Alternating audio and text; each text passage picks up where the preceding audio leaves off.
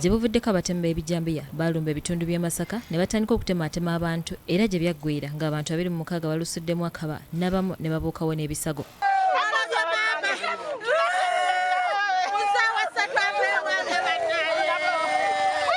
Olwaleero omusumba w'essaza ly'e Masaka Sereverus Jjumba akulembeddemu ekitambiro kya Mmisa eky'okusabira emyoyo gy'abagenzi abattidwa abatemu bano n'ekirwadde ki COVID-19 ssaako okukuza olunaku lw'omuwolereza w'ekereziya eno Maama Maria. Missa eno eyimbiddwa ku lutikko ekitovu era nga yeetabiddwamu abasomesa abakulembeze mu ekereziya n'ab'enganda z'abagenzi abaafiira mu ttemu lino.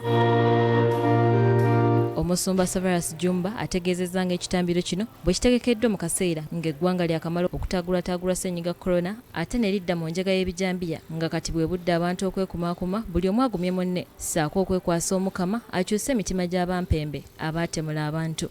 Twekumire ku Mukama tuweereze ekitambiro nga twegayirira nti ayi Mukama bali batuuse naffe abasigadde eno tunyweze mu kukkiriza emitima buli omu agumye munne era kyemubudde nga mulaba nga akyanjula bulungi nti ng'essaza awamu.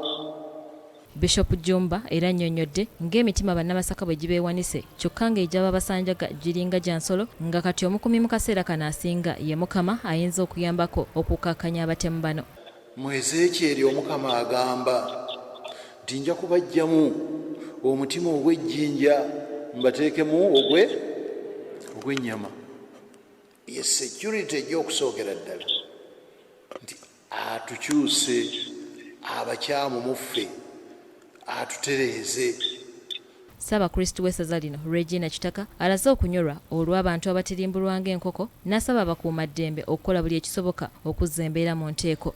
Kristo yajja mu nsi abantu bafune emiki emirembe ate babifune mu buki mu bujjuvu n'olwekyo ekikwatako okuyamba ku Kristo ye yajja okutuwa emirembe okugituukiriza mu bantu be tusaba bakikole. Ono era asabye n'okulaajanira omukulembeze w'eggwanga ku mulundi guno bw'anaaba ayogerako eri eggwanga akkirize amasinzizo gaggulwe abantu basobole okwegayirira Omukama n'amasomero galowoozebweko kisobole okutaasa emiti emito egiyingizibwa mu bikolwa ebikyamu. Tusobola okugoberera amateeka gonna nga banaaba tuteeseeko naye ku mulundi guno Mukama waffe Pulezidenti ngazemu okwogera essala yaffe gyogereko bagulewo n'amasinzizo tusobole okutendereza obulungi Katonda ate n'abaana baffe baddemu bayigirizibwe. Omubaka wa Pulezidenti mu disitulikiti y'e Masaka Teopista Nkungo awanjagidde bannamasaka okuloopa oyo yenna gwe beekengera mu kitundu kyabwe. Kasita olaba erisolo litusuula ku bw'otumanyi mubuuzeeko nga bw'otyo mubuuze wajalaga oba anoonyani bw'abanga byatamattama kuwulira kyeyamaaniwo. Bwana mukulu w'ekigo ky'ekitovu Father Anthony Kakumba Mwanje ajjukizza abantu b'ekitovu okutwala ekigo kino ng'ekintu eky'omuwendo ate ekyokulabirako mu ssaza nga bakola ebyo ebiweesa ekifo kino ekitiibwa.